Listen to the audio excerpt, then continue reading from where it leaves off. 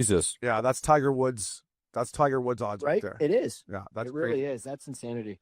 Boys, speaking of Scrappy, one of my favorite teammates, actually a guy who I fought 4 times before becoming his teammate, and then was one of my best buddies, one of my favorite teammates, the ultimate competitor, won pretty much everywhere he played. We got Zenon Konopka coming at you next. Welcome back to Missin Curfew. Up dog, Richie fella. One of my favorite teammates of all time. We talk about glue guys a lot. This guy's a glue guy.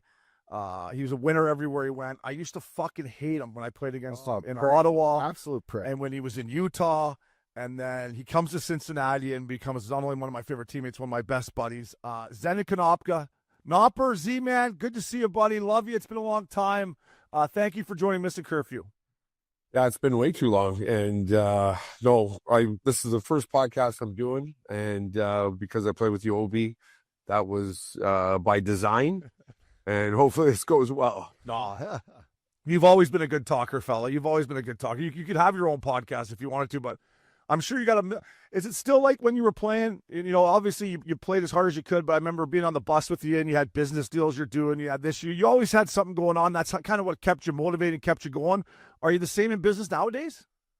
Like I still have some side businesses, and I did a lot of things after hockey. One of them, I worked for Adam Oates for a year and a half, and that was just phenomenal. Like we trained the best players in the world, like Shifley, Stamkos, Kucherov, Eichel, and then McDavid came to us, and it was amazing. By far, Adam Oates is the smartest mind in hockey I've ever been around. And I know he's not cheap to go train with him, but anyone in the NHL should be training with that guy. He's just next level. And work-wise, like I did a bunch of business things. I kind of missed like the team atmosphere. And the last couple of years, I've been working with the operators union. And we have like a little team that organizes companies. And it's been a breath of fresh air. Like I kind of missed being around guys and kind of doing things together. And it's been amazing. Yeah, see, you know, me and Loops always, you know, you always come up. Your name always comes up over the years and still does. And, you know, the one thing Loops didn't know about you when, we first started playing together, lockout years, how much skill you did have, right? Like, you know, me and you were never the fastest guys. We weren't going to win the fastest skater competition anytime, but you had great hands, good vision. So I could see you working with Adam Oates. And, you know, what I wanted to ask you about retirement, we've talked about this, all of us. We all had a hard time with it. And when I think of you, you were one of my favorite teammates, and nobody loved coming to the rink more than you and battling and getting guys fired up. So how did you adjust with it when you first retired? How hard was it for you, Z? At first, like, it's almost like I think I pushed my body so far that my body kind of had enough. Yeah. I had over 700 stitches in my face over my career. I had broke my nose, I think, 13, 14 times. You know, never lost a tooth. And I never wore a mouth guard. Wow. And I had over 700 stitches in my face, never mind my body. So it was, I had a bunch of business stuff going on. And then after about a year and a half, and that's where it started setting in. And then I went to work for Adam Oates, and it kind of got me back, the juices rolling. But it was tough, right? I had 3 kids in diapers, and I was away, and I told my wife at the time, I said, I need a year to learn. The guy's so smart, Adam Oates. He's so far ahead of everyone else. And I stuck it out for 18 months. And he's absolutely phenomenal in what he does. And it's just like little exercises, and I call them like little tricks, but if he heard me saying that, he'd kill me. But little lessons that make the game easier. And when I was there, I think we had like close to 50 guys training with us, and not one had a concussion the whole season. Z, we're gonna take a little trip down memory lane, but first, before we do, my man here is about to have his third. My boy Richie's got 2 beautiful girls. I got 2 meathead nephews that, you know, I love to death, but you got 4 kids, fella, and I never really pictured you having 4. Like you never really talked about having kids. You were kind of single when we played together. Was it something you always envisioned, or you just you couldn't miss off the ice either, you know? Was it just kind of happen? No, I always loved kids, you know, and I always wanted to have kids. I don't recommend having, 3 kids in 2 years and I think 3 months. A couple Irish twins. Yeah, it was an Irish twin in there. But for anyone, the new dads and stuff like that, that like it's a bit of a grind off the start, right? And as soon as they turn the age of 2, that's when it really starts for the dad, right? Like it's just amazing. And I love my kids. My whole life is my kids. And my parents gave me everything and my sisters, so you kind of want to reciprocate that, to your kids. And a lot of things change. I always say, I don't know when we're airing this, but it really doesn't matter because about winning, like when I played, winning was everything. And, when I played junior, we're going to go over a few things, but like if someone asked me, like, you're going to die in 3 years, but you can win a Stanley Cup, I say, okay, sign me up. Like, I'll die in 3 years to win a Stanley Cup. In junior, we die to win, and, and, once you have kids, things change in life and everything else, your priorities change. But, talking about teams that find a way to win, it's not by accident. And, and it's not easy winning. It's like you have to push I always say, and I used to say this on and off the ice, you can push your body way further than you think. And sir, like, You did used to say that, yeah. You're speaking about winning. I just got to kind of ask you this as kind of a face-off guy myself. I think you were second in like all-time win percentage in face-offs. So did you bring any of that stuff to Otzi? And just to say you were so tough you had the strongest stick and you were just a grinder in the face-off. So did you bring any of that stuff when your kids playing hockey, or you teach them the face-off tricks? okay. So one, I wasn't asked for oats for any advice from face-offs. Jesus. But I mean, Otzi was a pretty good face-off guy as well. Yeah. We talked to Otzi is, I think, misunderstood a bit, right? Like he's very open to chats. You just got to talk to him at the right time. And, for me, I learned a long time ago, when you're in the room with someone that is better at something, you want to learn from them instead of trying to open your mouth and kind of put your 2 cents in. And I don't think, even though I was second all time in faceoffs, down the line, if I would have stayed there longer, I think I probably would have. And talking about kids, I had Irish twins boys. My boys were 10 months apart, and I always thought, okay, if the younger one can be good enough to play on the older team, that would be awesome. And coach the team. And my one son has cerebral palsy in his legs, so he wears braces, can't play hockey. And then everything changes in life. And you just want them to be healthy and happy. And Zenon Jr., the third, he's not a huge fan of sports. He likes science and stuff like that. And part of myself is looking at some of the minor hockey situations, and it gets pretty crazy. So I always say you enjoy what you have, and you enjoy the people around you and the things around you. And things change in a hurry when it comes to your kids, I guess. Nopper, just to further that conversation, you're always a prick to play against. I think I said that earlier. You'd never go away. You almost enjoyed it. You loved it. You enjoyed the more the fight and fucking loved it. Or just the more crazy the game would get, right? But you always seemed like level-headed. You always knew how to talk to the refs. You were good chirping, but you were a great teammate. Who did you learn that from early? You talked about junior and that you would have died to win in junior, like Ottawa 67s. I'm sure those teams were good teams. Yeah, they won one. But is it like was it teammates back in the day? Was it a couple older guys when you first turned pro? Like, you seemed like you were just an ultimate pro upon, 19. You know what it was, honestly, and I guess we'll start where, winning. I grew up in Niagara Lake, which is next to Niagara Falls. We had a AAA center. It's not even big enough to have a AAA center anymore. But we're the only group of age that won 2 Ontario championships, right? I think there's 5 total in every age group, and we won 2 of them. So winning became fun and important. And I remember like going, you try to remember what's your first memories as a kid, right? How old were you? And I think I was like maybe 5 years old. And my dad worked at GM, and he was playing fastball. He was a catcher, and he hurt his finger, and they wanted to take him out of the game, and he said no, and it was a championship game, and he stayed and caught. And back then, the ball's firing on all cylinders pretty quickly.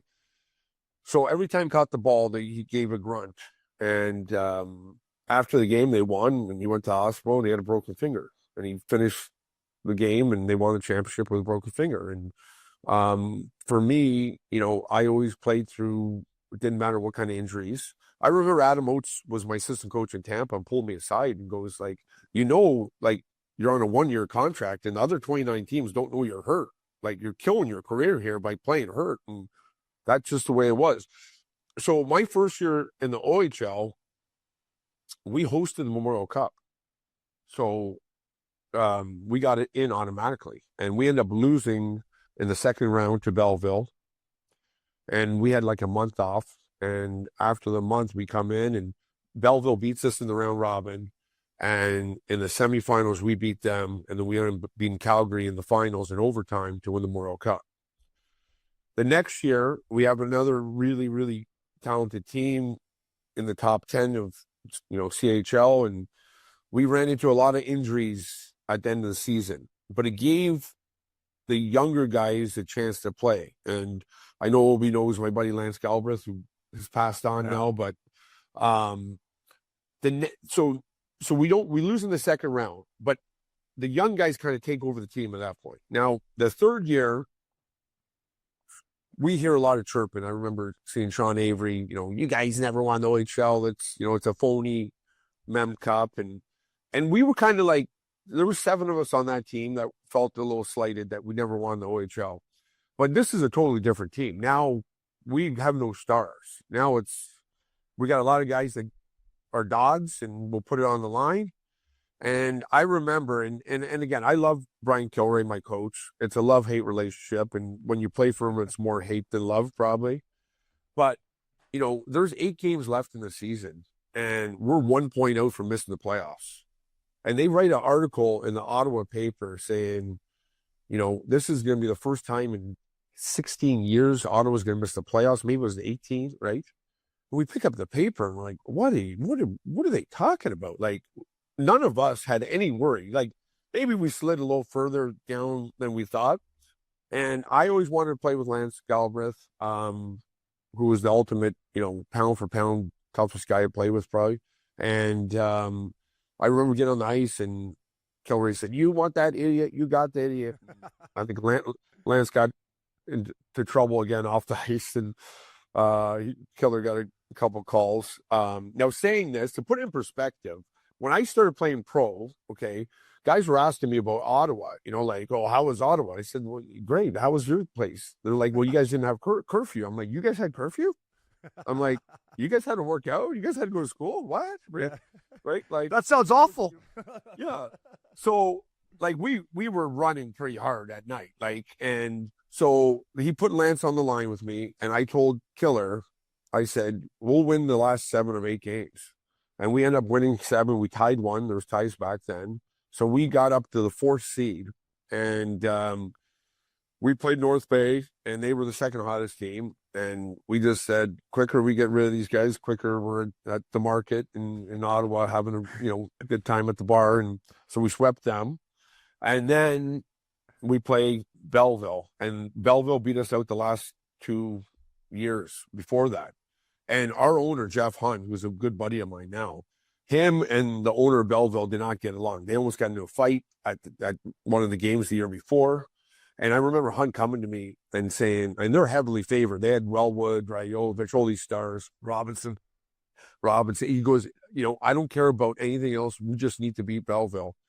And I said, "Well, if we beat Belleville, I'm getting your credit card to take the boys out." He goes, "I'll give you my credit card. I don't care. Just beat them, And the mistake they made was we went into Belleville because they had home ice. And they played Wellwood, Rayovich, and Rose line, the 3 top scorers in the league. Oh yeah, Randy. Against our line, against me, Lance, and Miguel DeLille. And we beat the shit out of them, and we ended up, Lance had a hat trick. We beat them like 7-2 in their building.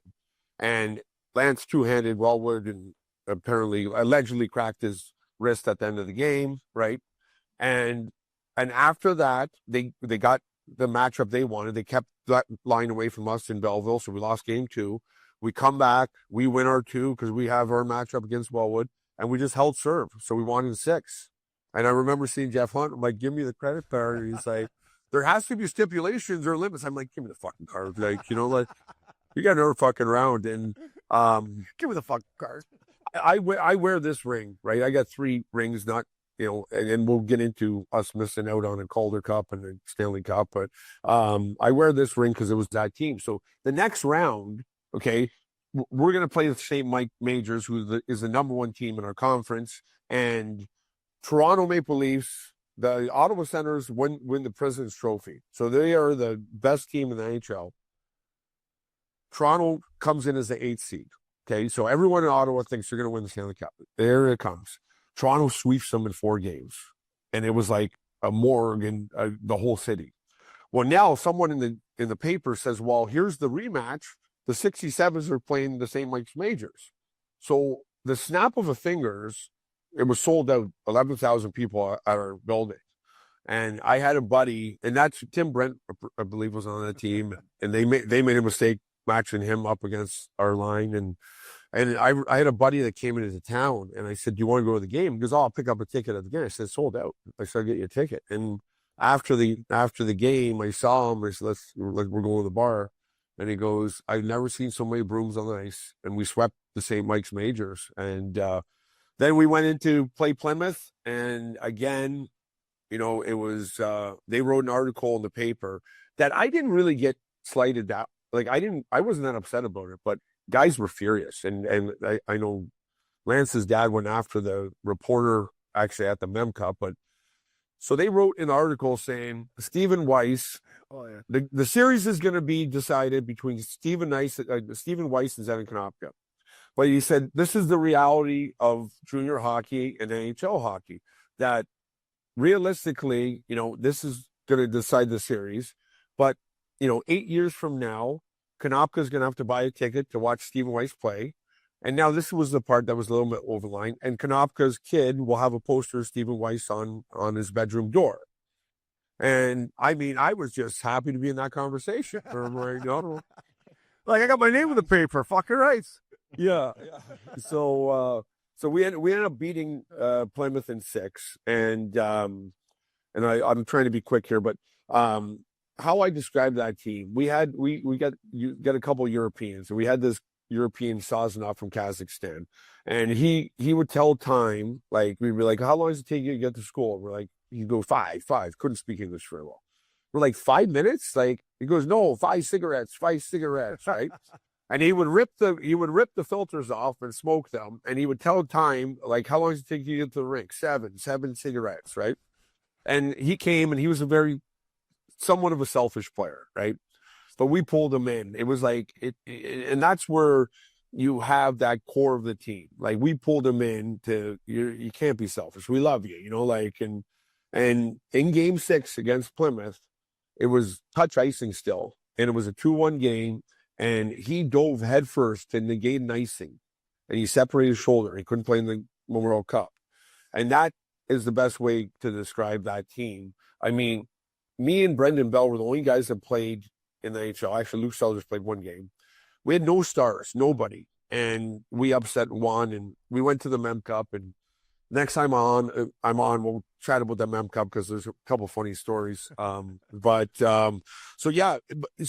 getting back to your question, we made our own mold. And that's where I saw that this could work. We can intimidate, and we can play, to the death. And if we play to the death, my team's going to win.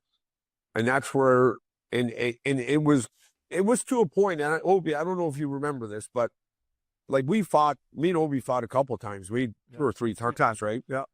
When we were in Cincinnati in the lockout year, and we'll get into that a little bit more, right? Because I didn't even think I was going to make the team. Because again, I had to go win a championship in the East Coast to get out of that league.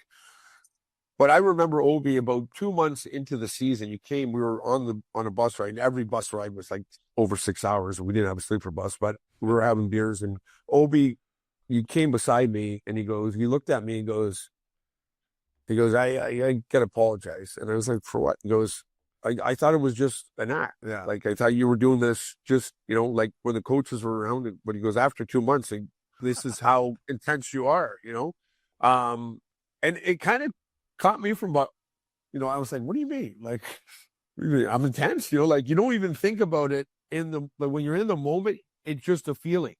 And not to pick on, you know, Mitch Marner takes enough criticism. No, give him some fucking more. Give him some more, Z. But I'm going to explain something to you, okay? Game 5, when they played Florida, okay, there was no pushback when they got down in the game, okay?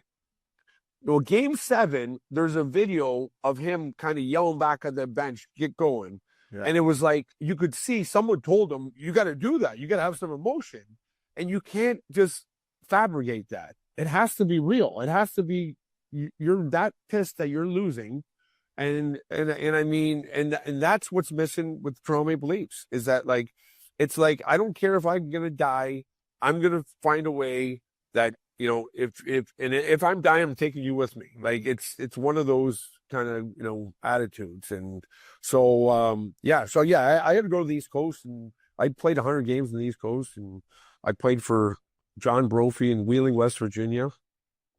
And I mean, we could have a whole show on John Brophy. Like John Brophy was the most intimidating man in hockey by far. Okay. And, you know, you hear all these stories when you go to training camp and stuff like that. And I'm like, there's no way these are true. And there's like, you're a week into the season and you're like, oh my God, all those stories are true. Right. And, you know, a couple funny ones is when, you know, he came in the room, we're down like 5-0 after 2, and he grabs all the markers. They have the red, the green, the blue, and he starts marking them on his face. And we're like, okay, well, we knew he was going to lose it one day. He was like 73 years old. He looked like he was 103. We're like, oh, okay, well, this is it. He's cracked up, right? And kind of looks around, and no one says a word, right? And he goes, what? We're playing like fucking clowns. We might as well look like fucking clowns. And he went out with the stuff on. And then, you know, the next one was we're going out, and again, we're on a bit of a losing streak. And we're getting on the bench, and it's a national anthem. And they said, okay, John Smith, longtime season ticket holder, passed away at the age of 88. You know, he loved the Wheeling Nailers, and he was an avid Wheeling Nailers fan. We're going to have a moment of silence, right? So everyone's quiet. And again, moment of silence. No one says a word. There's Bro. You see how fucking bad we're playing? We're killing season ticket holders. I'm like, no, you can't say that, right? Gross. Oh, fuck. See how but that's all right. It's I don't know. And like, I got another Bro story, but I can save it for next time, right? Because it's a doozy, but it might take us. Yeah. Well, you guys can cut it out, I guess. No. Richie's got one about your Ottawa days. Yeah, no, I just want to say I would think I was 15, maybe. I'm from Belleville, Ontario, so I watched those games, and I actually came to the Memorial Cup with my dad to watch the Bulls and you guys, and it was great watching you play. You guys had a really gritty team and fun to watch. But anyway, just another question. There's this legend when I grew up, when I was just kind of starting. I played junior in Owen Sound. I was just a few years behind you, but there was this rumor, and I don't know if it's ever true, but did you own a bar as a teenager in Ottawa? Because it went around the league, and it was like this aura or Konopka owning this bar as a teenager. I need to hear this from you. Yeah. Actually, you kind of refreshed my memory on a couple things now, but yeah. So my parents saved a little bit of money for us to go to university. My sisters went to university, and they're music teachers. And there was this opportunity that a friend of the family was opening up. It was a pub, right? It was a pub. It was a restaurant, bar. And long story short, my overage year, I owned so we went on a losing streak. We lost like 3 games in a row, and Killer banned everyone from coming to my bar for like 2 weeks. I'm like, Killer, you're killing the bottom line here. There's it was pretty nuts. Yeah. It was. So do you still what was the own name of it? What Was it called again? Stout Brothers. Stout Brothers. So yeah. No, we don't own it anymore. No. Actually, like we had a pretty good thing going, but then I go off to play hockey, and it was we had a blast. We had so much fun in Ottawa, man. And it was like I also have a theory about junior hockey of that, you know, you have to want to be there. Like, because everybody likes going home to the summer to hang out with your buddies. So unless you have that group of guys that you just love, even subconsciously, you're not going to go to the wall and to the death to win. we were having so much fun, man, that we didn't want to go home. We just wanted to keep the party going. And, you know, so when that 9-year-old year, the year we won the OHL, we were on a losing streak late in the year. And before that 8-game stretch, before the game, and it's a little bit different now, we're getting older, right? But our ages, you had someone that, your grandfather, your uncle that went to war, right? You went to the Second World War, Vietnam War, went to a war. So I had a players only meeting, and I said, listen, like you got our age, there's kids our age or men our age going to war back in the day.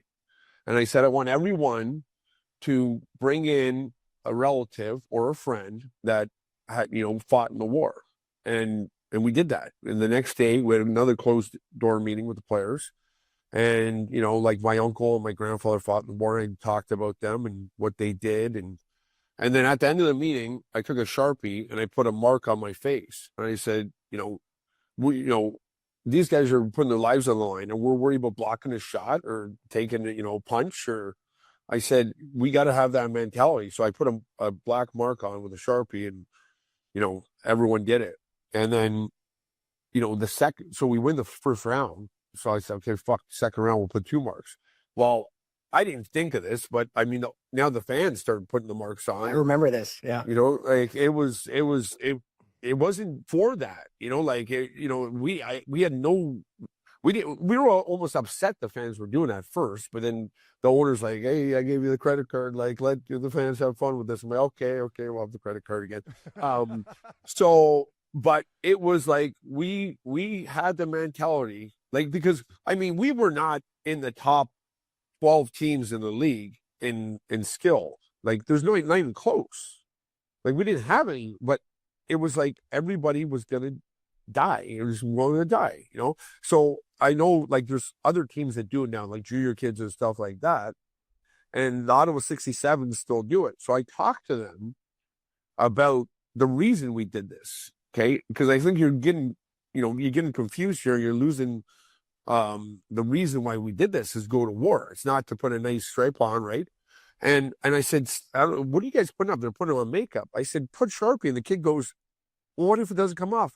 You're going to fucking war. Who gives a fuck if it doesn't come off? And sometimes they wouldn't. We didn't care.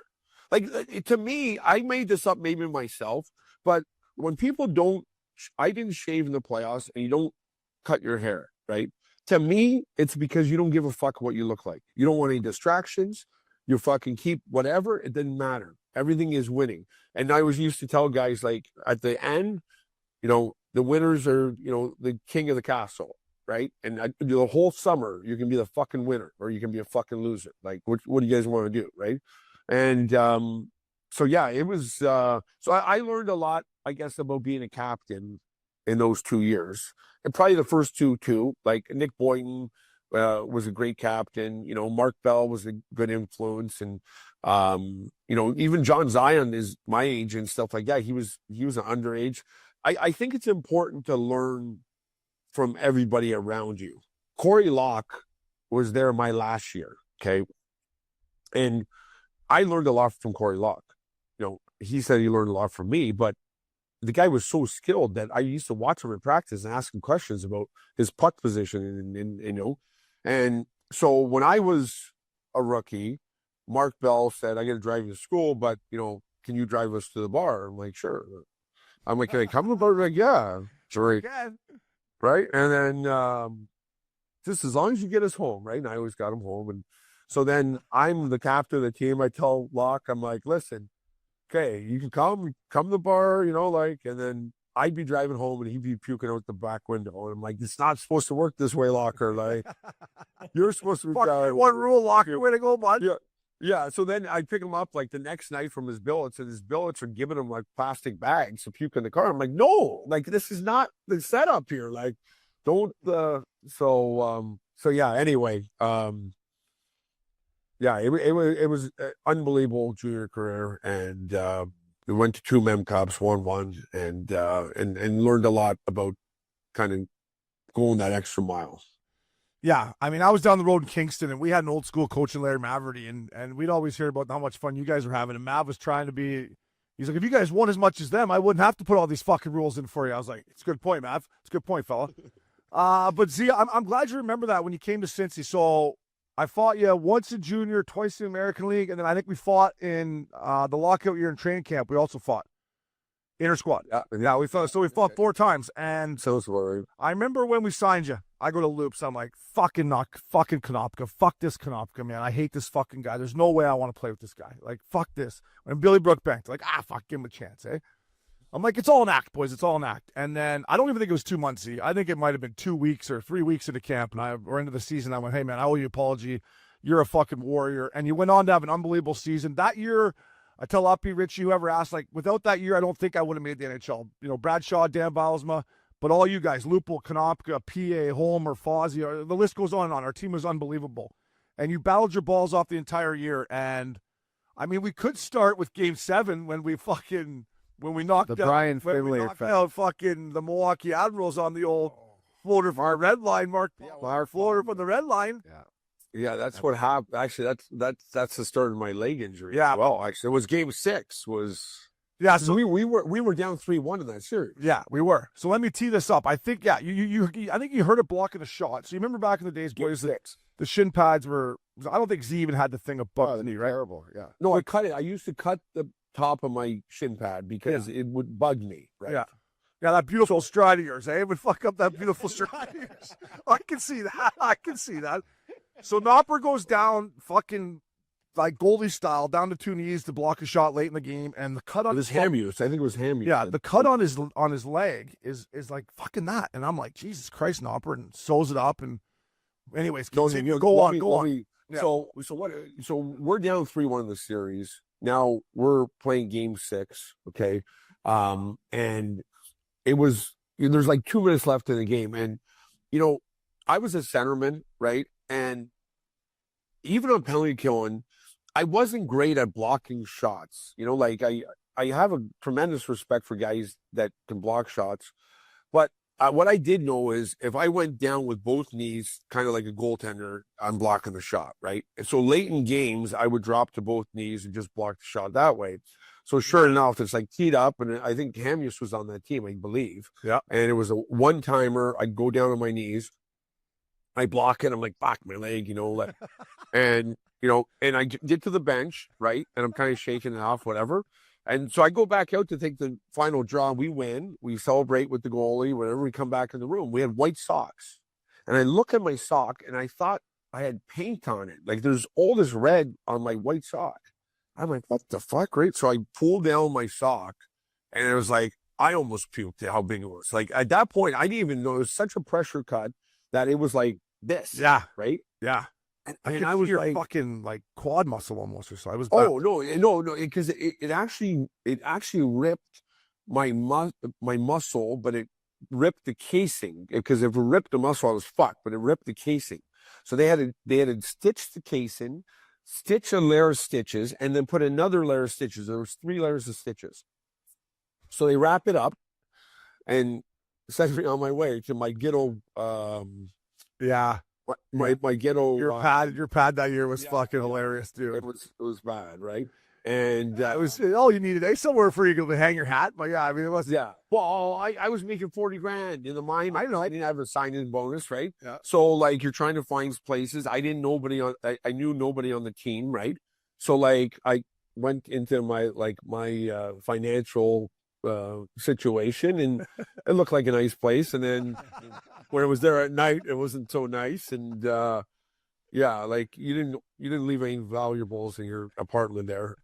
So anyway, so I go back to my apartment, and now this thing is starting, like the freezing's coming off, and I remember waking up in the middle of the night, and I'm sweating, like drenched, and my leg has a heartbeat, and I get up to go, and I felt like I needed like orange juice or something. And I collapsed in the kitchen, and I remember like pulling myself to the fridge, and then I grabbed the scissors and cut the wrap off. And as soon as I cut the wrap off, I could it kind of calmed down. So I couldn't walk. Like I had crutches, right? Yeah. And so I come to the bus the next day to go to fucking Milwaukee. And the trainer's like, holy fuck, blah, blah, right? And it was amazing. I couldn't walk in the building for game 7. I had crutches, but as soon as they put a needle into that knee, it was I could bend it and it was like nothing happened. It was nuts. So I played, game 7, sorry to bring this up again. After you beat you guys, we lived it. We lived it. And we were a real young team. And I think that's what helped a lot of us is that, we played against a lot of older teams, right? And you learned how to play against men that year, right? Because it was an older league. And that's why I didn't think I was just going to make the team, right? And I remember my first, I think, 10 games, I had like a goal and assist. I was killing penalties, fighting a bit. And Loop started off like really slow. I think he had 19 goals in the NHL the year before, and he had like 2 in 10 games. And Anaheim wasn't too happy. And I remember all 3 of our centermen got hurt in the same game. And I got put on the line with Loops, and he scored. And the next day I played with them, we scored. And then the game after, a couple guys came back, and I was bounced down to the third line, and there was a little conversation I had. And the rest of the year I played with him on a line. And that's the one thing I knew, like, I knew my spot, make sure no one touches a hair on Loops and get him the puck.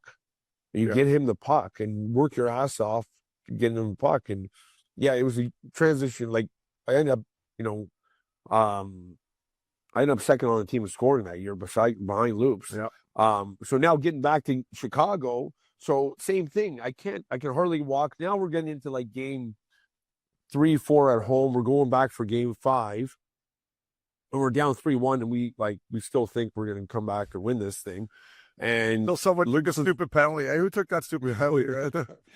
Loops was my roommate, right? And he kind of looks over at my knee, and I had it in like a clear wrap on it. And he goes, geez, like that doesn't look so good. I'm like, no. He's like, it's green. Yeah, I'm like, it was fucking green, boys. And he's like, gee, I'm serious. Like this is bad, right? I'm like, nah, it's fine. It's fine. He's like, no, it's not. It's not. Like, so he called the trainer. Trainer comes in. He's like, fuck. He goes, the doctor's coming in, like flying in soon. So the doctor looks at it. They got to clean it out. So then we go to game 5 for Chicago, right? Like we're on the road.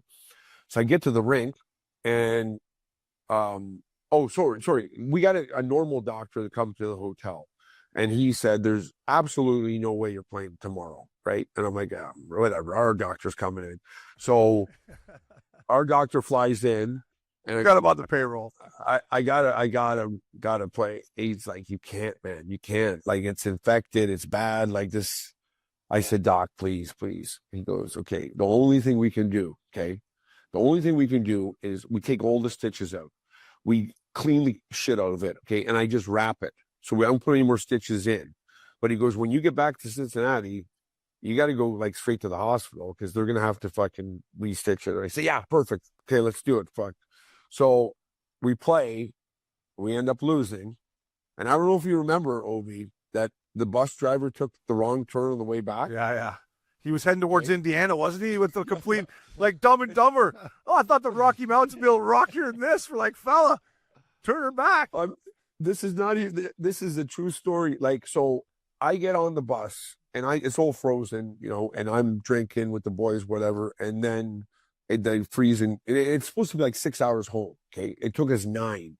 And like, I started feeling like kind of sick on the bus, and like I didn't say anything to anyone, but I was like, this is like I'm sweating. And so as soon as we got back, by the time we got back, it was the morning, right? Because this fucking Dumb and Dumber taking their fucking backwards back to fucking Cincy. Fucking Indiana. So I drive to the hospital. I go to, and there's the doctor there, and the one doctor was a huge hockey fan. He's like, get in here. He's like, oh. So he comes in and he goes, how much pain you have? I'm like, telling him. He goes, I'm going to get you some morphine. I'm like, oh, that sounds great. Okay. So hooks up the morphine. I'm like, Doc, like, how long are you going to be here? Like, year end party. Like, we got some things going on. He goes, what? I'm like, I got to get out of here. I got a couple hours, but I got to, we got a big night ahead of us, right? And he goes, you're not going anywhere, man. I said, what? He goes, you might lose your leg. I'm like, what? Yeah. And it was like, Yeah. reality kicked in, like, and so then I was taken upstairs, and I remember like a lady doctor came in, and my morphine was gone, and I'm like, hey, man, someone took away my morphine. She's like, you shouldn't have been on morphine to begin with. I'm like, oh, okay, right. And I was like, I gotta get out of here. She's like, you're not going anywhere. So they had to like go in, and they put me under, and they did like a little surgery to clean it up. And then, then I got in shit from Baalsma and Shaw because I wasn't at the year-end meeting. Yeah, well, more importantly, you weren't at the fucking year-end bender, right? So the bender's going. So now we're getting worried. We're like, everybody's like, where the fuck's Nopper? I'm like, I don't know. He's all I know is he's in the hospital. I think he has his cell phone, but I haven't heard from him since he went in. And this is 2 days, like we're into day 3 of the bender here. So now we're like, something's wrong. And then he finally texted us like, hey boys, I'm, had to go into surgery. They almost had to fucking chop her off, but I'll be there in a couple days, save me a couple pints. No, what it was you guys were going that night. So I had the surgery, and then the next day, and I was supposed to stay 2 more days. And I told the doctor, I said, listen, I got some family coming in. I got a lot of people to take care of me. Just let me up. So she's like, okay, fine, you can get out. So she's like, you got someone picking you up. I'm like, oh yes, I've got crutches, right? And I crutch myself to my car and drive right to Pachinko's and meet the boys in Kentucky. Pachinko's. The ice from the inside. Yeah. Fuck, we love that. That bar was unbelievable. Z, I want to keep moving here, buddy. Just with Portland, obviously we parlayed our year in Cincy to the next year in Portland, and it was me, you, and PA, and we had the Gills train, and that's probably where we took our friendship and teammate to the next level, right? Because neither one of us wanted to be down there. We probably thought we should have been in the other league, but we made the best of it. And you talk about intimidation factor, we had that, and it was so much fun, buddy. And we lost Game 7 to Hershey, which we probably still both aren't over. But boys, I'll never forget. So we beat Providence in the first round. It was kind of a war, right? Fights and whatever. Hartford, same thing. I fight that big fucking Wheeler guy. Konopka fight somebody else. So in Hershey comes for Game 1, and they fucking stomp on us in Game 1. Like, blow us out. Okay, right? Well, so, yeah, but wait a second. So, again, you know how the minors works. So, Anaheim's still in the playoffs, so we don't have our full team. We play Boston, Providence team, and they have older guys. So, even though we finished first, we're playing them. It's a war, okay? We play Hartford, okay? Again, it's a war. Rangers are in the playoffs. We play Hershey. I'm like, these guys are too good. Like, there's no way we're beating these guys unless we make it ugly. And then the first game, we fucking get pumped 5 or 6-0 in our home building. Yeah. So at this point, they had that Jeff State. Remember, he was like, he was like 6'7", 240 or whatever. So they put me on in the last couple of minutes. So I asked for a fight. We fight, and I get cut over my eye. I leave the ice, and then Obi goes out. I tried to go after that Robitaille guy, and the Gillies tried to grab another guy, and we all got fucking tossed out. So Nopper's getting zipped up. And Kevin Dineen, your favorite coach, Uppy's favorite coach, Dino. Dino comes in and says, boys, we got to we got to lose. If we're going to, win with class, we got to lose with class, and all that. And Tim Brent goes, yeah, that's unacceptable to go out there and turn it into a fucking gong show and this and that. And I'm thinking, Brenter's lucky Nopper's not in here right now. And I'm kind of looking at Brenter like, I'm already on. I'm like, shut the fuck up. Like, I'm looking at him, and he kind of sees me, and he finally sits down, and so I go home, and I'm sitting at my plate. No, first you come into I'm getting stitched up, right? And you come in, you're like, you're never going to believe this. And then Tim Brent said this, blah, blah, blah.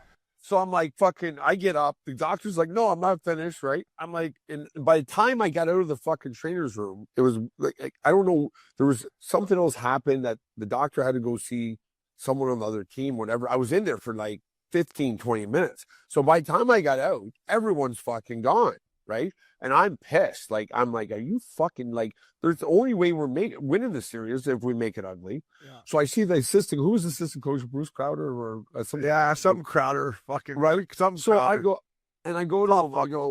I go, what the fuck is this? Like, we got to win with class, lose with class. If we're going to do that, we're just going to fucking lose. He goes, no, I know. He goes, I didn't agree with that either. And I said, by the way, what the fuck am I doing on the ice in the last 2 minutes? What do you think I'm going to do is fucking, do a couple pirouettes down the fucking ice? Like, I'm out for blood. Like, you know that. Yeah. He goes, yeah, I don't know. So then go ahead. And the thing about it is all year, that's how we were built. Like, that's what we did. That's what we did. So I lived in the same building as Tim Brent. And I'm back in my house with my ex-girlfriend at the time. And I open up a bottle of red wine. And I just fucking have a couple puffs of my fucking pen or whatever it was back in the day, the volcano. And I'm sitting on my couch and I hear fucking, like a fucking pounding on my door. I'm like, fuck, that's weird. Go to the people. It's him in Toronto. I open the door. He's like, where the fuck is he? Where the fuck's Tim Brent? What fucking unit's he in? I'm going to fucking knock him out right now. I'm like, whoa, Nopper, man. You can't fucking fight our second line center in the conference finals. Get in here. No, I know he's in here. Tell me which. Obes, don't make me fucking find I'm like, Nopper, come in here. And I finally calmed him down. But yeah, he came over to go and confront Brenter after game one of the conference finals. That's what I love, you see. So the best part, so PA's just there laughing. the next PA's like, look, he's just out of control. So the next day we play game 2 the next day. It's back-to-back days. So we come into the rink and we have video, right? And I'm fuming still. And so we sit down, I stare at Tim Brent, and now I'm thinking, okay, like, we still gonna win tonight. I don't want to make I'm not going to make a distraction here, right? So Kevin Dineen gets up there, and I guess he must have talked to the assistant coach. He goes, listen, I want to clear one thing up right now. The reason Z was on the ice in the last 2 minutes is I had a 23-game point streak, and 12 of those were in the playoffs. That's probably like greatest stat of all time. And he goes, I thought he should have an opportunity to get 24. And I'm like, you think I give a fuck about a points? Yeah. You did. I grabbed the chair and I threw a chair across the fucking dressing room. Meeting's over. I get pulled into Dineen's office. And I'm like, are you fucking kidding me? You played this fucking game. He goes, no, I think I fucked up. Okay, so I fucked up.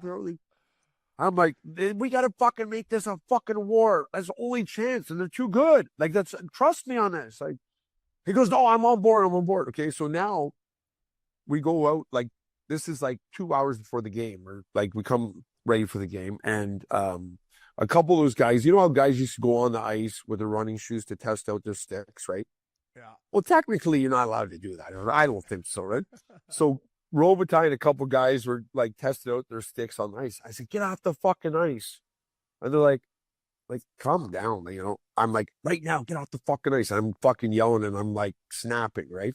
So their assistant coach comes over, Bob Woods, and I guess he was somewhat of a tough guy back in the day. He goes, holy fuck, what the fuck's your problem? I said, fuck you, get him off my ice. He goes, that's not your ice. I'm like, yeah, it is my fucking ice, right? So now Obi hears this, right? And Obi pops up, right? And he goes, what makes this your ice? Because I said, I'm the fucking guy that owns this fucking ice. And he goes, points at Obi, who are you? He goes, I'm his assistant. I'm owning this ice. And before you know it, okay, now we're at a point where we're at a point now where Bob Woods kind of gets in my face. So I kind of give him a shove, and he goes, do you want to do that? I'm like, so let's go right now, buddy, right? And the ushers are the only guys there. So now the ushers are between us, right? They call the cops, okay? And out of nowhere, Kevin Dineen comes out of the office. He's like, I'll kill him. He rips the shirt off and wants to fight Bob Woods. I'm like, wow, that's a bit of a change from yesterday. Like, when that last was good. So we play that night, and we go into double overtime, okay? And I go in the corner, and the guy slew foots me, and I trip. The guy goes around the net. The guy that slew foots me puts it in the back door, and we lose in double overtime 2-1. And I'm fucking losing on the ref and just losing it in general. Now we're down 2-0. Now we gotta go to Hershey. So we go to Hershey, game 3. We go to double overtime. We got an offensive draw on my bad side. I told Obi just be ready for the puck to come back, get it back to Obes, fires it in. OT winner for the big guy. Fucking court house, baby. Now it's 2-1, right? And okay, game 4, we get trashed again. We're down like, I don't know, 6-1. And I look at Dineen, he's like, go, right? So then we fight, like we all fight, and now he's on board for fighting.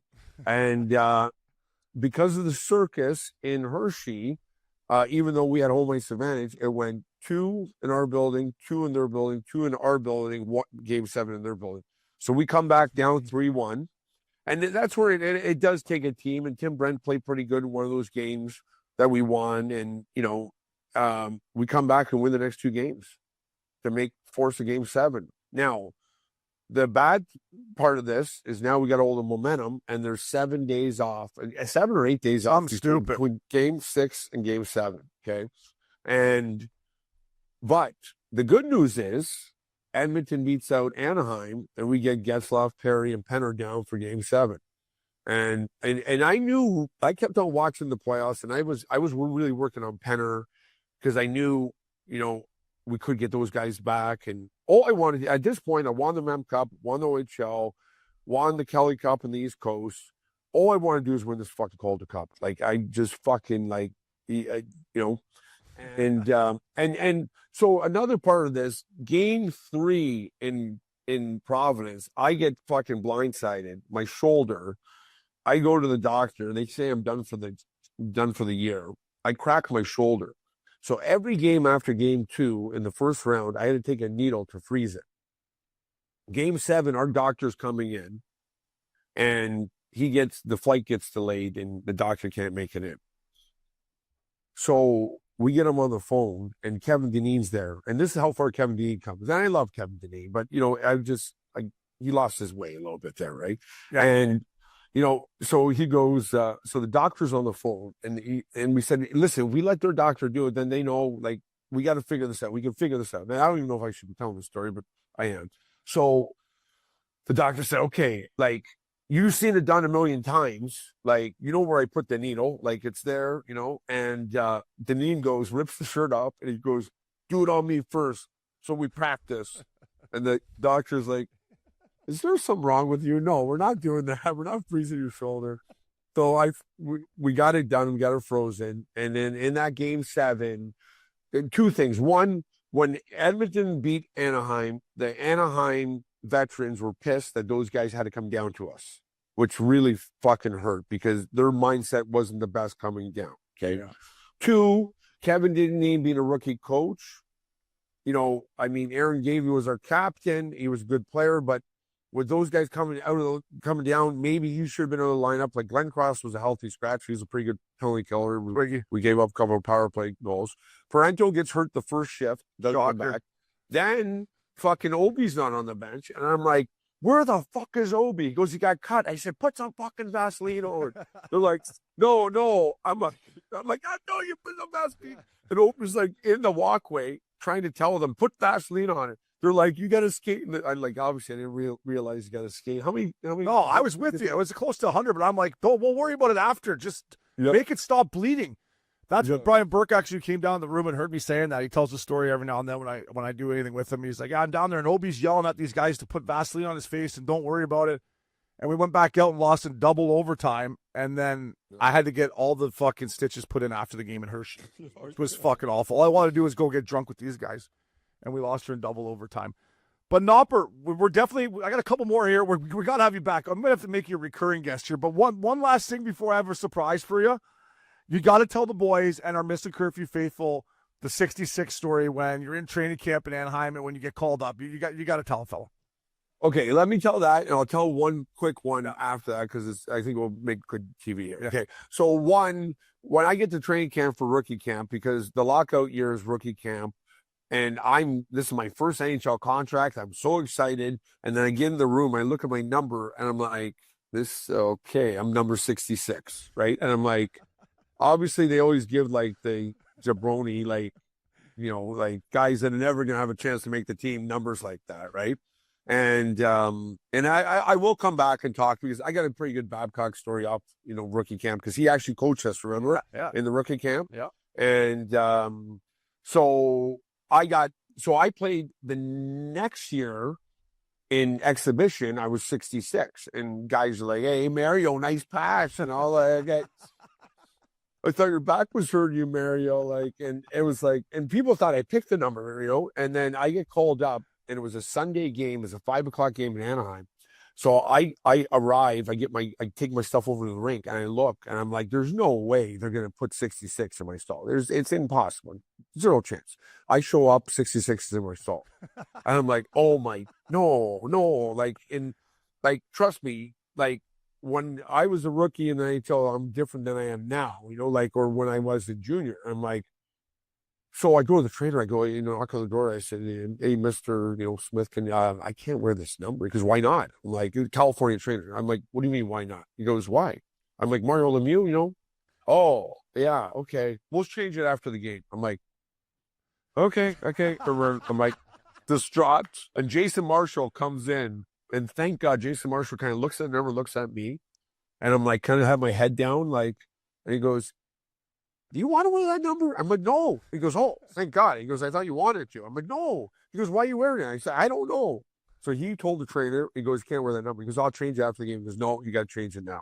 So every rookie card I have is 66. Oh, And my first number was 25. Okay, so would you imagine if they made you wear 66 in a real NHL game? Good thing Marshy stepped in there, Frock. like, part of me now, maybe one game would have been all right, like now, but at the time. Yeah. That's true. So anyway, it's been good to say I wore 66 for my first year. You're right. Yeah. So I'll tell you, the last story I'll tell is, so after the Portland, I go to Russia. I come back. I get blackballed by Brian Burke. And I understand it now. I was pissed at him at the time. I was making 40 grand in the minors. They qualified me at 40 grand. When we lost, I was leading the AHL in playoff scoring. And I played with this cracked shoulder, and it killed me. Like, I looked at Berkey like almost, like a god, and I just wanted 90 in the minors. So I went to Russia day before the season. They give me the 90 to come back. I come back and I'm having a great season. 4 forwards get called up, and Kevin Diney calls me in the office and said, well, I'm not part of this. I just wanted to tell you this isn't my call, but they're sending their message. So anyway, long story short, I get traded to Columbus, Syracuse, and next time I'll tell you a few Syracuse stories. But so the year after, we go to camp in Tampa Bay, and we're playing the summer tournament, this money tournament Ovi's played in, and it got way out of control, and we were probably the reason it got out of control because we were very intense. We got into a brawl, and a goalie two-handed my foot, and I didn't realize at the time it broke my foot. So 2 weeks before I have to go to Tampa, I go to Dr. Gallia in Toronto, and he says, your foot's broke. And it's, and I say, I got to go to camp. He goes, the only thing you can do next 13 days, just stay off at ice and do not skate, don't do anything. You might be okay, right? But so I go to camp, and I'm not in very good hockey shape. So I was like, the only thing I can do is start fighting, because like you fight, you go to the box, and you get a little break, and then I was pretty good fighting shape. So I think it was 13 or 14 times in training camp and exhibition. And I remember, like, I was running Vinny and Marty, and they said, like, someone pulled me aside and said, like, you got to stop doing it. I said, okay, perfect. Tell me I'm on the team, and I'll stop doing it. Exactly. Right? Exactly. And next time we're gonna get to the Lawton and Barry Melrose story. But anyway, I go to Norfolk, and I'm the captain of the team, and I'm okay. I'm never, in my head, I'm never going to play an NHL game again, and I'm okay with it. I played in Toronto, I played in Buffalo, played in Montreal. People thought I'd never play a game. I was happy, and I was happy to be a leader in the minors, and I wanted to play an NHL shirt. So 2 months into the season, maybe 3, okay, I'm going for a pregame nap in Norfolk, and I don't shut up my phone, and the phone rings. It's the assistant GM to Tampa, and they said, Z, you got called up. I said, really? Like, to the Lightning? Yeah, to Lightning. I said, oh my God. I said, where are we playing? He goes, Buffalo. I said, oh my God, that's even better. I'm 35 minutes from Buffalo. It's kind of, close to NHL. So he goes, we got 3 problems. I said, okay, what's the problems? 1, there's no direct flight from Norfolk to Buffalo. So you got to go through Detroit. I said, what's the second problem? Second problem is your connection's pretty tight. So you got to make sure you get to that connection. I said, okay, what's the third problem? Third problem is your plane lands at around 6:45, and the game's at 7 to 7:30, right? And I said, okay, I gotta get going, right? So, I gotta get going. all right, boys, I'm gonna get going here. So now I'm calling my family, telling them I gotta get there, So as I'm on the way to the airport, and my phone rings, a couple of my buddies from Tampa, they called me, he said, you got called up. I said, I know. They said, you know why you got called up? I said, well, no, why? They said, well, Adam Mayer beat the shit out of Steve Downey last game. They want you to beat the shit out of Adam Mayer. I'm like, this day can't even get better. I'm used to fighting bigger guys. That guy's my size. Okay, this is awesome, right? Can't be any better. So I get to the airport. There's a little delay on the flight. Now my connection's tight. So I land in Detroit, and I don't know why they do these, and they can, maybe AI can figure this out. But I land in, C terminal, and my other flight is an A terminal, right? So I get off the flight, and I remember asking the lady, I said, what's the fastest way to, A36? She's like, well, take the train. Actually, if you run. So I'm running, and I'm running. And I can see that A36, and I see them closing the door. I'm like, no, don't close the door, don't close the door. And they close the door, and I'm like frantic to the lady. I'm like, listen, lady, I gotta go play this hockey game. I gotta fight Alan Mayer. They need me. I gotta get on this flight, please, And she's like, well, let me call the pilot, right? So she calls the pilot, and she goes, it's your lucky day. I said, I know it is. And she's like, they're gonna let you on the flight. I'm like, oh my God, thank God, right? So I get on the flight. Now we're gonna get to Buffalo. So we land in Buffalo. They said there's gonna be someone with your name, Zenon Konopka, and that driver will take you straight to the ring. He knows you're late. Don't worry. So I land. I looking through the airport for this guy. Look, where is this guy? There he is. Okay. I'm like, buddy, we got to get to the rink. I got to fight Adam Mayer. We got a big thing. I got to get there, right? He goes, yeah, no, I know. Don't worry. I got you. Like, so we're waiting for my equipment and my sticks, and we're waiting, and now the stuff's coming out. My stuff's not coming out. So the guy goes, it's probably an oversize. I'm like, oh yeah, you're right. Let's go to oversize. I'm like, we got to get going here. He goes, no, I know. Let's go to oversize. So we go oversize. There's nothing oversized. So we tell the guy, is there any hockey stuff back there? Hockey stick, hockey equipment? He goes, let me check in the back. Comes out. He goes, no. So now we go back to the belt, and now the belt stops. My equipment's not there. So I go to the front desk. This lady's there. I said, listen, my equipment's not here. I got to get to this game. And she goes, okay, give me your ticket. And she types, and she goes, oh. She goes, well, you made the connection, but your equipment didn't, your sticks didn't. I'm like, oh my God, no, I was having such a great day, So I called the team ops guy, and I said, listen, my equipment didn't come. He goes, okay, listen, we knew it could happen. Like, don't worry. He goes, what I do know is you're going to Montreal after the game. So just tell the guy to bring you back. He'll go get your stuff, sit in the press box. And I said, okay. So I'm walking out of the airport. I call this guy back, the team ops guy. I go, hey, listen, are we playing short, or someone's going to play for me? He goes, no, we're playing short. Guys have the flu, and that's why, even though you were late, you're going to still play. I said, listen, I know I got to fight Adam Mayer. If I find some equipment, can I play? Like, all I got to do is go fight him. And he goes, what do you mean? I said, well, I live like 35 minutes from Buffalo. Like, if I can find some equipment, right? He goes, I don't know how to answer that, but let me call the GM. I'll get back to you, right? So he calls me back. He goes, all right. They said he's sure. If you find some equipment, you can vote, right? So my one buddy, Mike Swartneski, okay, he worked for Monkey Sports, like a sports store, and I knew he couldn't come to the game, and he was that guy that always had his equipment in his back seat, never aired it out, just one of them, right? So I call, and I go, Mike. He goes, aren't you supposed to be at the game? I said, do you have your equipment in car? He goes, yeah. I said, you got to get to Buffalo right away. He goes, are you okay? I'm like, just get to Buffalo. And they had the driver wait for him at the border and escort him in. So he comes in the room. Now, the game started by now, after all this, right? So I come in, and now the trainers are pretty excited about this. They think it's pretty funny. Hilarious. Right? Yeah. So my buddy comes, and he says, he's like, am I allowed to stay for the game? I'm like, yeah, I think so. I'm like, is he allowed to stay for the game? And he's like, yeah, just get dressed. So the trainer's like, what kind of curve do you use?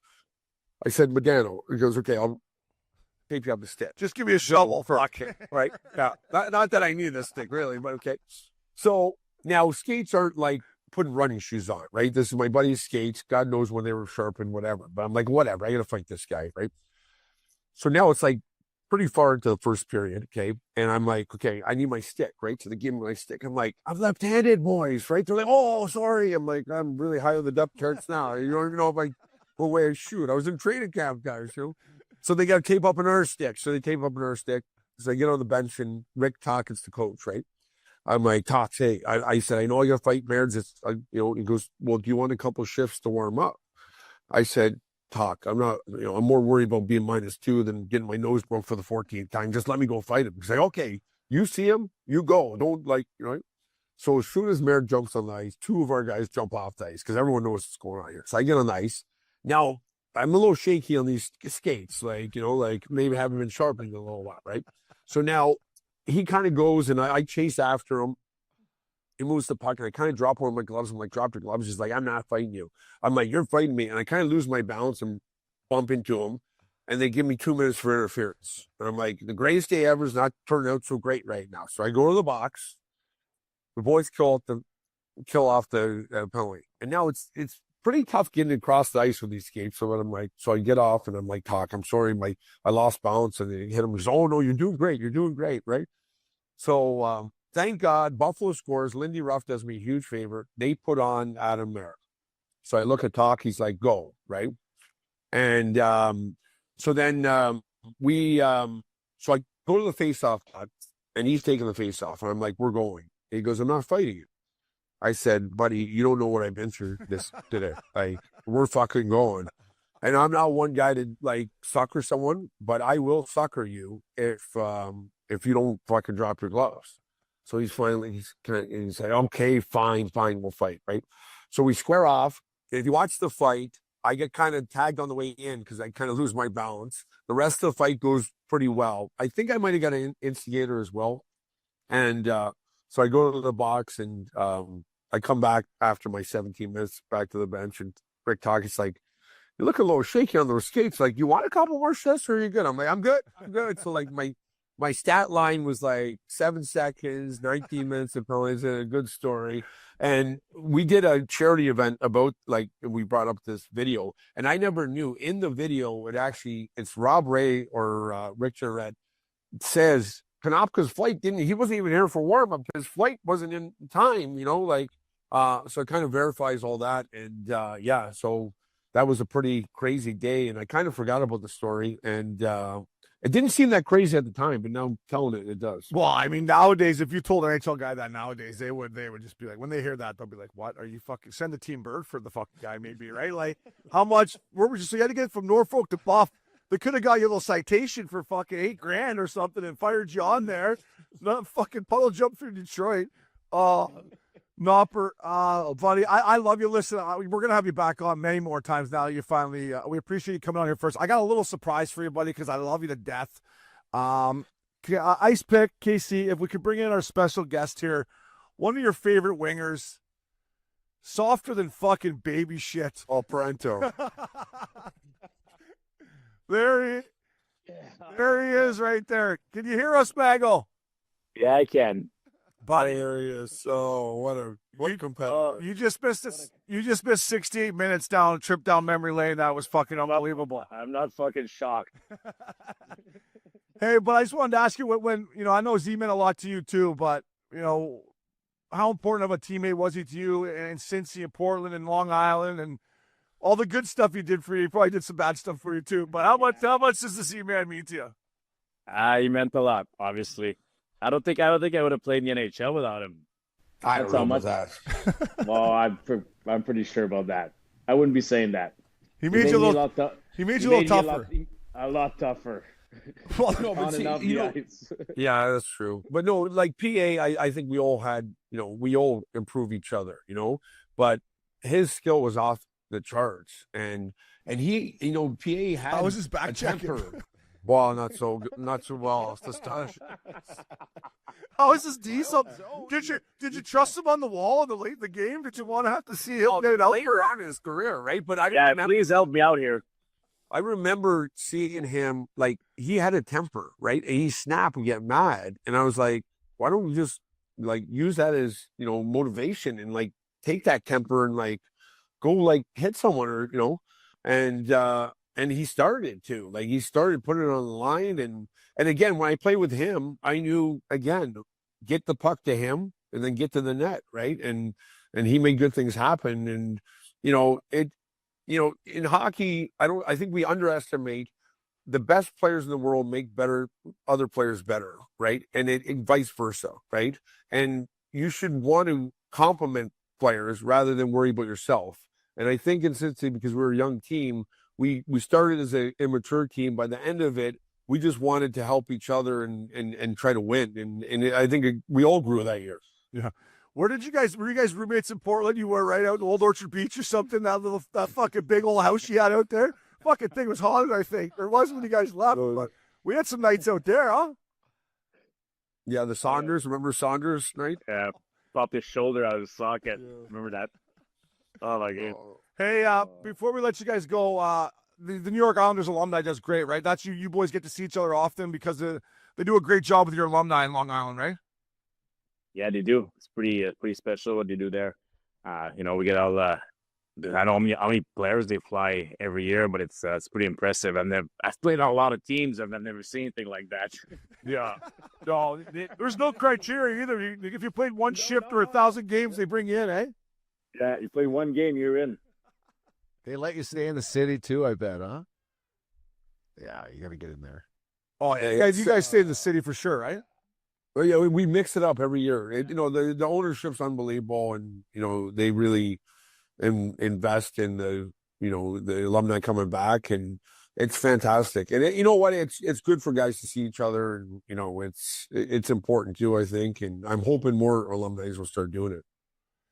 PA, I want to put you on the spot though. Is there any one story of Z back? I talked about the story of when he came to Cincy in the lockout year, and I was telling Loops and you guys, I'm like, I fucking hate this Konopka, man. I can't believe we got to play with this fucking guy. And then, a month or 2 months later, I'm apologizing to him and telling him how much I love him. When did you realize that it was just this is how this guy is night in and night out? Yeah, I think we all felt that way a little bit when we played against him in Utah. But what he got there, he was he was a huge team guy, and we all rallied around him a little bit in the second year, and we had a lot of fun. But what amazes me the most about him is probably my last year in Portland. I think you were for the playoff run. You were there, Obes. Yeah. And just the way he played that playoff run and the stats that he put up, and he took that team on his shoulder, and took us pretty deep there for a decent run. So he was a huge part of it, if not our best player. And that's the year I've learned a lot from him, especially on the ice. But saying that, if you don't get hurt in Game 7, maybe we win Game 7. Yeah, what the fuck was wrong with you? You weren't even hurt, were you? Man, looking back, what was it? Wasn't anything really I know you didn't block a shot. He blew out his groin the night before in the hotel room, maybe. All right, boys. Well, P, I just wanted you to come on because you boys both mean a lot to me, and without those 2 years, I wouldn't have made the NHL either. Maybe wouldn't have drank as much, but fuck, I wouldn't have made the NHL either. So, thanks, boys. Welcome back to Mr. Curfew, fellas. Up dog, Richie fella, Konopka, the Z-Man. First of all, baby, I love him. One of my favorite teammates of all time, and fuck, he was just going there. We could have went Joe Rogan style with him. We're definitely got him back on. I think I laughed. Like, imagine getting stuck on the bus for those 6-hour rides back from Milwaukee, having, 24 beers and on cooler with him. Yeah, I did. He remembers every shit. He took junior. He took the losses tough too. Yeah, where you're like on the bus and you're drinking and you're heading. You play the next day. You're like, dude, let it go. We play in fucking pulled out. We talk about Richie as a face-off guy. You talk about getting your face in the circle. He would get it right down there too. No, he He was a battler. He was a warrior. Buddy, Richie, I wanted to jump in there and tag that question because it was. First of all, I didn't know he was second overall all time in face-off Percentage, yeah. But they changed the rules because of him. Yeah, the hand rule. He used to put it. He used to put it in his mouth. Like he put it in his mouth if he had to. But he made it. The hand rule is because of Zenon Konopka. He would boom. You fucking cheating. Yeah, get your hand off that biscuit. Yeah, so they changed the rules because of him. I mean, those stories, those minor stories, and like those get me laughing, man. Those are he's all time. He's the man, and I mean he squeezed. Like, he had great hands and strong. I mean, one of the strongest pole locks I've ever seen in my life. I'm talking about pole locks with no futures. I mean, he was just strong, and he couldn't skate, right? Like he just couldn't skate. That was his thing. But he fucking would fight anyone. Good in the face-off circle. Could make a play and just willed his way to play, as many games as he did. So that year in Portland was him and Dino, because he was the captain, right? Was him and Dino, did they butt heads or were they? He wasn't our captain. Actually, was Aaron Gavey. Aaron Gavey, and our assistant captains was what's Jeff Peters' brother? Who's the big tough guy in Buffalo? Was that Jeff Peters? No, that's Andrew. That's Andrew Peters. Andrew. His brother Jeff Peters, who was kind of a career minor league guy. He was assistant. It was our assistant captain. I think our other assistant was Timmy Brent. But Konopka ran the. Yeah. I mean, it was. There's not a team he played on where he didn't react like. Yeah. And it was weird. Like, we had, me and Gillies and him and Nate Song. We had our meets, and then we had our other guys. And I love Tim Brent and Aaron Gavey, and they were kind of more polished, let's say, right? And they sometimes would look at, Konopka and be like, what the fuck? Man, boys, just let him go. Just let him go, boys. There's no, you're not going to stop him. And then I remember I didn't get it in when we were talking to him either, because he was just going the fucking beauty. But heading into playoffs that year, our song right before he went out, he came up with the Hulk Hogan, I am a real American, fight for the right, and it fucking would pump it. I'm like, this guy's too much. But anyways, boys, thank you to Zenon Konopka. Thanks to you, boys. You got a glimpse of playing with them. But anyways, thank you, Zenon, Richie Fella, Updog, Hall Pass Media. Thank you to Kyle, Casey, Conway, Max, the Ice Pickup. That was Missin Curfew, fellas.